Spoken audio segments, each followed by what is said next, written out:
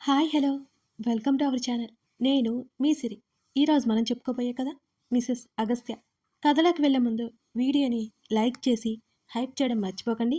మన లైక్స్ మన target 1500 likes ఉండాలి, మర్చిపోకండి.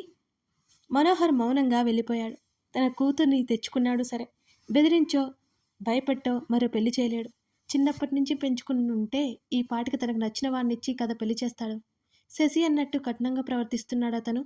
ఒక్కసారి పంపిస్తే తన దగ్గరికి మళ్ళీ రాదు. ఆనంద్ తన కూతుర్ని తన దగ్గరికి రానివ్వడు.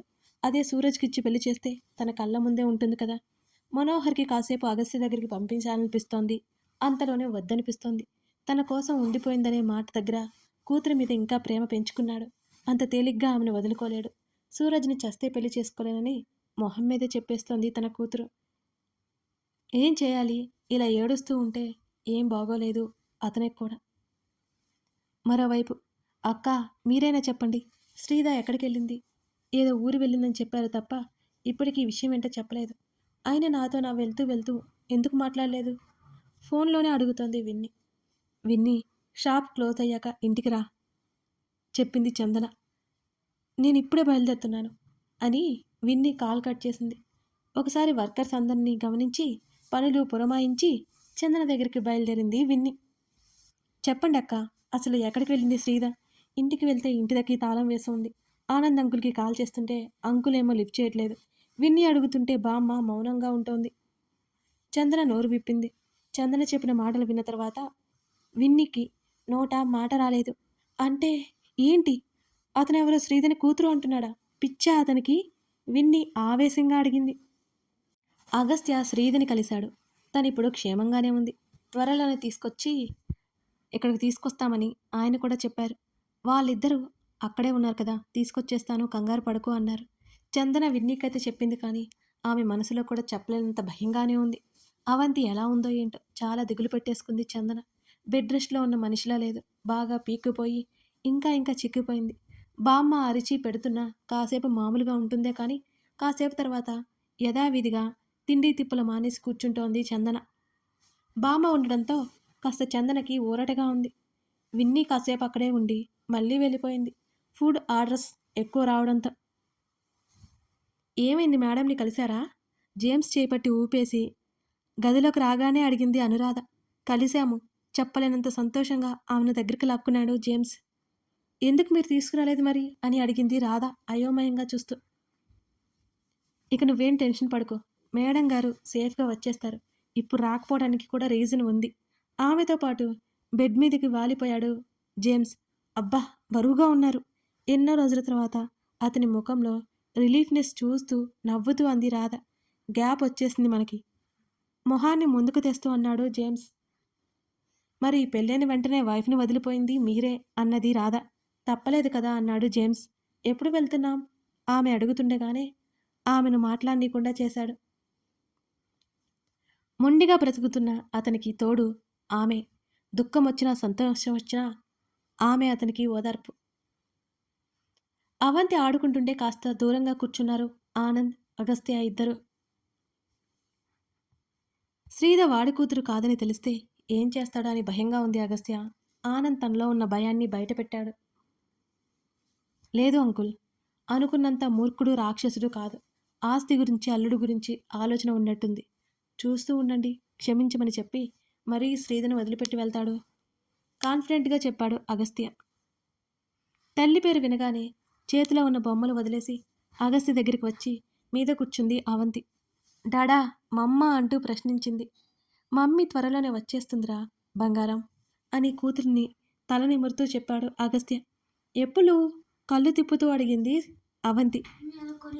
5 days అన్నాడు అగస్త్య. తన 10,000 చూపించి ఇన్ని డేసా అని అడిగింది ముద్దు ముద్దుగా. అవును, చిన్నగా నవ్వుతూ చెప్పాడు అగస్త్య కూతుర్ని చూస్తూ. రోజుకు 2 సార్లైనా శ్రీధ ఫోన్ కాల్ మాట్లాడుతుండేసరికి పూర్తిగా తల్లి మీద బెంగపోయింది ఆ బుడ్డదానికి. తల్లి వచ్చేస్తుంది, ఏదో వర్క్ మీదే వెళ్ళిందనే ఆలోచనలో ఉండిపోయింది అవంతి అగస్త్య అలా చెప్పడంతో. ఆనంద్ బయటికి తిప్పుకొని వస్తానని అవంతిని ఎత్తుకొని బయటికి వెళ్ళాడు. తాత, మా ఫోన్ అంటూ ఆనంద్ పాకెట్ తడిమింది. ఒక క్షణం ఆశ్చర్యపోయి ఏంట్రా అని అడిగాడు. మా ఫోన్ చెయ్యి అంది చిన్నగా నవ్వుకుంటూ. కిందకి తీసుకొని వచ్చి వెయిటింగ్ హాల్ దగ్గర ఉన్న సోఫాలో చివరన కూర్చున్నారు ఇద్దరు. పక్కనే కూర్చొని చందనకి వీడియో కాల్ చేయించాడు ఆనంద్. ఇన్ని రోజుల తర్వాత సడన్గా ఎందుకు గుర్తొచ్చిందో అనుకుంటూ చూస్తున్నాడతను మనవరాల్ని. చందన మాట్లాడుతుంటే ఏదేదో చెప్తూ ఉంది అవంతి. ఆ పక్కన బామ్మతో కూడా మాట్లాడింది కాసేపు. "అవి ఎప్పుడొస్తున్నావు నువ్వు? చూడబుద్దవుతుంటే" అడిగింది చందన. ఎప్పులు వెంటనే తాతయ్య వైపు చూసింది. "అవి ఎప్పుడు వెళ్దామంటే అప్పుడు" అని చిన్నగా నవ్వుతూ అన్నాడు ఆనంద్. "లేపు" అన్నది అవంతి రేపు అన్నట్టుగా. ఎన్నో రోజుల తర్వాత ఉత్సాహంగా మారిపోయిన ఆ చిన్నదాన్ని చూస్తుంటే నిశ్చింతగా ఉంది అందరికీ. మరో 2 రోజులు ఎలా గడిచిపోయాయో కూడా అర్థం కావడం లేదు రామ్‌కి. అతను ఉదయం ఆఫీస్‌కి వెళ్ళి, రాత్రి హాస్పిటల్‌లోనే ఉంటున్నాడు. అతనికి ఐసీయూ లోపలికి అలో లేకపోయినా, ఆ వెయిటింగ్ హాల్‌లో చివర, బయట ఎక్కడో అక్కడ గడుపుతున్నాడు. కనీసం తినడం కూడా మానేశాడు. ఏమో అతడి ముఖమంతా బాగా పీక్కుపోయింది. రోజు మెడిసిన్స్ అయ్యే బిల్లు తన దగ్గర ఉన్న వాటితో ఖర్చు పెడుతున్నాడు కానీ, ఇక ఆ తర్వాత ఏం చేయాలో అతనికి తోచడం లేదు. ఎక్కడా సాయం లేదు. ఇప్పటికే 5 రోజుల నుంచి మూసిన కన్ను తెరవలేదు శ్రీకళ. ఆ రోజు సాయంత్రం రామ్ కలని చూసి బయటకొచ్చాడు. ఆపరేషన్ చేసిన తర్వాత ఉబ్బిన ఆమె ముఖం ఈ మధ్య ఫుడ్ లేని కారణంగా సగమైపోయింది. బైక్ అమ్మేయాలని ఫిక్స్ అయిపోయాడు రామ్. ఎంతో ఇష్టంగా కొనుక్కున్నాడు ఒకప్పుడు. బైక్ అమ్మేస్తే త్వరగా రావాలంటే అతను ఆఫీస్ నుంచి రాగలడా? ఇప్పటి వరకు అతను ఇంటికి వెళ్ళిందే లేదు. కనీసం ఒక్కరోజు కూడా. ఇక అత్యవసర పరిస్థితుల్లో బైక్ అమ్మాలని రామ్ డిసైడ్ అయిపోయాడు. మహా అయితే తన దగ్గర ఉన్న డబ్బు మరో 3 రోజులు వస్తాయి అంతే. ఆకలి వేసి తల తిరిగిపోతున్నట్టుంటే అతను క్యాంటీన్‌కి వెళ్ళాడు. టిఫిన్ తీసుకొని ఓ పక్కన కూర్చొని నెమ్మదిగా ఆలోచిస్తూ తింటున్నాడు రామ్. అతను కూర్చున్న వెనక సీట్ నుంచి ఒక అమ్మాయి ఏడుపు వినిపిస్తోంది. ఎవరితోనో ఫోన్ కాల్‌లో మాట్లాడుతోంది ఆమె. అతను టిఫిన్ చేస్తున్నంతసేపు ఆమె మాట్లాడుతూనే ఉంది. ఆమె మాటల్లో రామ్‌కి అర్థమైన విషయం ఏంటంటే, ఆమె భర్తకి బ్రెయిన్ స్ట్రోక్ వచ్చి హాస్పిటల్‌లో ఉన్నాడు. డబ్బు కోసం అందరినీ అడుగుతోంది ఆమె. లేదు అనే సమాధానం వినిపించింది అనుకుంటా. బ్రతిమాలుకుంటోంది. అయినా ఆమెకి ఏ దారి లేక సన్నగా ఏడుస్తోంది. ఆమె బయటికి ఏడుస్తోంది. తను ఏడవలేకపోతున్నాడు. అంతే తేడా అనిపించింది రామ్‌కి. కాసేపటి తర్వాత ఆ అమ్మాయి తల్లిదండ్రులనుకుంటా అక్కడికి వచ్చారు. వాళ్ళు డబ్బు తీసుకుని రాగానే ఆ అమ్మాయి ఎంత సంతోషపడుతుందో రామ్ చూస్తూనే ఉన్నాడు. "మీరు రారు అనుకున్నానమ్మా." ఆమె తల్లిని కౌగిలించుకుని ఏడుస్తోంది. వాళ్ళ మాటలు వింటూనే ఉన్నాడు రామ్. ప్రేమ, పెళ్లి తర్వాత అందరినీ దూరం చేసుకుందట ఆ అమ్మాయి. ఇప్పుడు ఫోన్ చేయగానే తండ్రి అవసరానికి డబ్బు పంపించాడట. ఆ తండ్రికి ఇంకా కోపం వీడకపోయినా సరే, కూతుర్ని కష్టకాలంలో ఆదుకున్నాడట. అప్పుడప్పుడు శ్రీకళ అంటున్న మాటలు అతనికి గుర్తొచ్చాయి. మన వాళ్ళంటూ ఎందుకుండాలో. ఆమెకు కూడా కుటుంబం అంటే బావుండేదనిపించింది. మనకంటూ ఎవరూ లేరు అని ఎప్పుడూ బాధపడుతుండేది. రామ్‌కి అన్నీ గుర్తుకొచ్చాయి. అతను అరిచేవాడు, తిట్టేవాడు. మనకు ఒకరికొకరు చాలు అనేవాడు. ఎవరి మీద ప్రేమ పెంచుకోవాల్సిన అవసరం లేదు అనేవాడు. ఈరోజు అతని మాటలు ఎంత తప్పో రామ్‌కి అర్థమవుతూనే ఉన్నాయి. ఆ ఆలోచనలు అతన్ని బ్రతికుండగానే చంపేస్తున్నట్టున్నాయి. తన బాస్‌ని కలవడానికి కాల్ చేశాడు రామ్. ఇప్పుడు కుదరదు ఆఫీస్‌లో కలుద్దామని చెప్పాడతను. తన బాస్‌తో చాలా మాట్లాడాలి. సంవత్సరం అంతా చేస్తానని అగ్రీమెంట్ రాసిచ్చి మరీ శాలరీ తీసుకోవాలి. ఆఫీస్ నుంచి లోన్ వస్తుందేమోనని ప్రయత్నించాలి. రామ్ ఆలోచనలు ఇలాగే సాగుతున్నాయి ప్రతి క్షణం, ప్రతిరోజు. తను మాట్లాడిన మాటల వల్ల మనోహర్‌లో కాస్త మార్పు గమనించింది శ్రీధర్. ఆమె త్వరలోనే అక్కడి నుంచి బయటపడుతుందనే నమ్మకం శ్రీధర్‌కి ఆ క్షణం కలిగింది. గదిలో నుంచి బయటకు వచ్చింది. కాఫీ తీసుకురమ్మని వీణకి చెప్పింది శ్రీధ. "ఈ మధ్యన రావడం మానేసావేంటి?" అని అడిగింది శ్రీధ. "మీ వైపు నన్ను రానివ్వలేదమ్మా. బయట పనులు చూసుకుంటున్నాను. ఇవాళ వేరే అమ్మాయి వస్తే ఇటొచ్చాను" అని చెప్పింది వీణ. "నేను సూరజ్ గదిలో ఉంటాను. స్ట్రాంగ్ కాఫీ పట్టుకొని అక్కడికి రా" అని అతని గది దగ్గరికి నడిచింది శ్రీధ. ఇంకా అతను మంచం దిగలేదు. కేర్ టేకర్ ఫోన్ చూసుకుంటూ కూర్చోంది. శ్రీధని చూడగానే కేర్ టేకర్ కాస్త భయపడింది. శ్రీధ వైపు కోపంగా చూశాడు సూరజ్. కుర్చీ లాక్కొని కాస్త దూరంలో కూర్చుంది. తల తిప్పి శ్రీధ వైపు చూస్తూ, "నువ్వెందుకు నా రూమ్‌లోకి వచ్చావు?"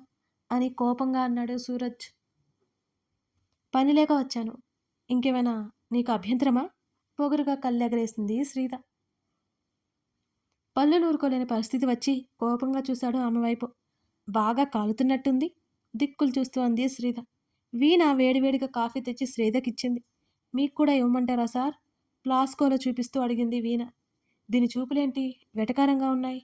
నేను బెడ్ మీద ఉన్నానని బాగా సంతోషిస్తున్నట్టుంది అనుకున్నాడు వీణను చూస్తూ రామ్. వద్దు కోపంగా అన్నాడు. అబ్బబ్బా, ఇలాంటి కాఫీ తాగాలంటే అదృష్టం ఉండాలి.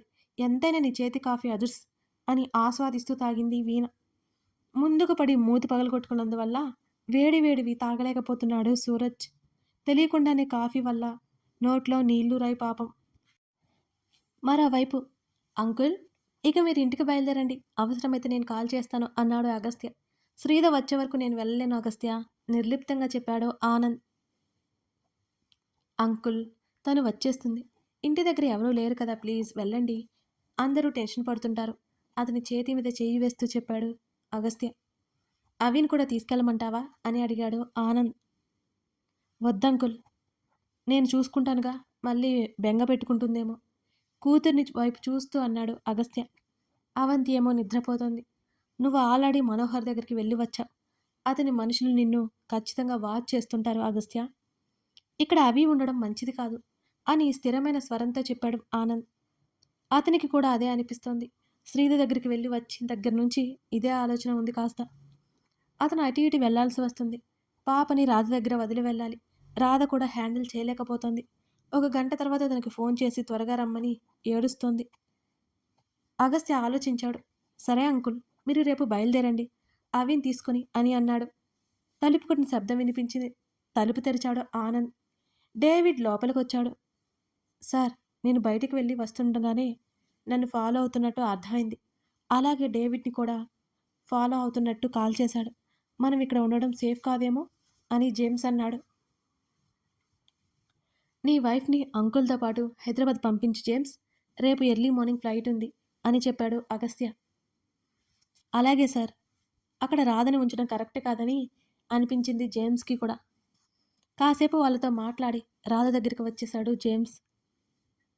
ఏంటి, నేను అప్పుడే వెళ్ళిపోవాలా? రాధ ముఖంలో డిసప్పాయింట్నెస్ కొట్టొచ్చినట్లు కనిపిస్తోంది. ఆమెకి ఇష్టం లేనట్టుంది వెళ్ళడం. అవును, అన్నీ ప్యాక్ చేసుకుని రేపు ఎర్లీ మార్నింగ్ ఫ్లైట్ ఉంది అన్నాడు జేమ్స్. నేను కూడా మీతో పాటు వస్తాను, మీతో పాటు ఉంటాను అతన్ని కరుచుకొని చెప్పింది రాధ. ఇక్కడ ఉండడం సేఫ్ కాదు అను అంటూ ఆమె చెంప మీద చేయి వేసి నచ్చజెప్పబోయాడు జేమ్స్. మీరు ఉన్నారు కదా, నాకేం పర్లేదు. ఆమె బెంగగా చూసింది. అవంతి కూడా ఇక్కడ ఉంచట్లేదు. ఇక నువ్వే అర్థం చేసుకో అతను మరీ మరీ చెప్పడంతో ఇక తప్పదన్నట్టు రాధ తలాడించింది. ఆమె చేతిలో కొంత డబ్బు పెట్టి, జాగ్రత్త, అక్కడ చందన మేడం దగ్గర మాత్రమే ఉండు అన్నాడు. నాకొద్దు అంటూ అతను చేతికి అవి ఇచ్చేస్తూ చేతిని వెనక్కి తీసుకుంది. ఉంచు, ఆమెకి గట్టిగా చెప్పి నాకు పనుంది, ప్యాక్ చేసుకో అని చెప్పి వెళ్ళిపోయాడు జేమ్స్. రాధ ఆలోచిస్తూనే కూర్చుంది. తను లైఫ్ లాంగ్ ఇలాగే ఇతనికి దూరంగా ఉంటుందా? పట్టుమని 10 రోజులు కూడా ఇద్దరూ కలిసలేరు. అతనేమో ఇక్కడ, తనేమో అక్కడ. రాధ మనసంతా ఏదోలా ఉంది.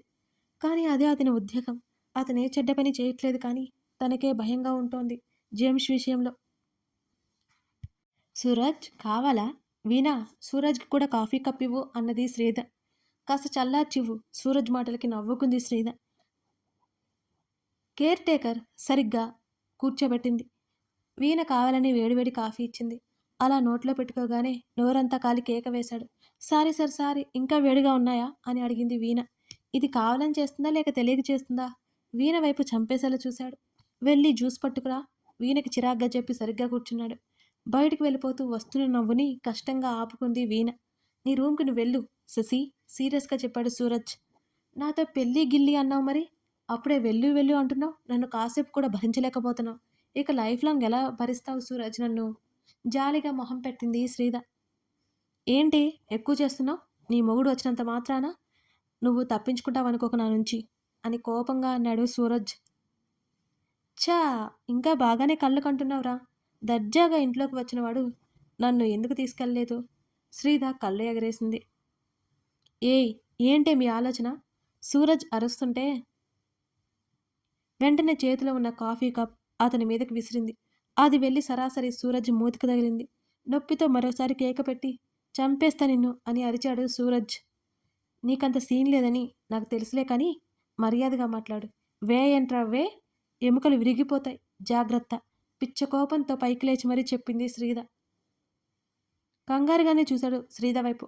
ఉట్టి రాక్షసులా ఉంది అనుకోకుండా ఉండలేకపోయాడు శ్రీధని చూస్తూ.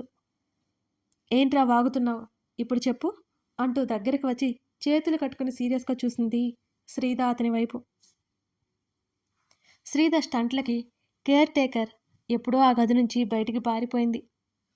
ఇంకా ఇక్కడ ఎందుకు ఉన్నావు నువ్వు, ఏంటి మీ ప్లాన్? సూరజ్ గొంతు తగ్గించాడు. కథ కొనసాగుతుంది. నిజంగానే శ్రీధ ప్లాన్ కనిపెట్టి సూరజ్ మనోహర్ దగ్గర ఇరికించబోతున్నాడా? శ్రీధ ఇప్పుడు తన ప్లాన్ సూరజ్కి చెప్తుందా? అక్కడి నుంచి శ్రీధ ఎలా పూర్తిగా బయటపడుతుంది? శ్రీకళని కాపాడడానికి రామ్ డబ్బు ఎక్కడి నుంచి తీసుకొస్తాడు? ఈ ప్రశ్నలన్నిటికీ సమాధానం తెలియాలి అంటే ఈ కథ మీరు ఫాలో అవ్వాల్సిందే. కథ నచ్చితే లైక్ చేసి కామెంట్ చేయడం మర్చిపోకండి. మీ లైక్స్ మన స్టోరీకి అంత అవసరం. Thank you for watching this video.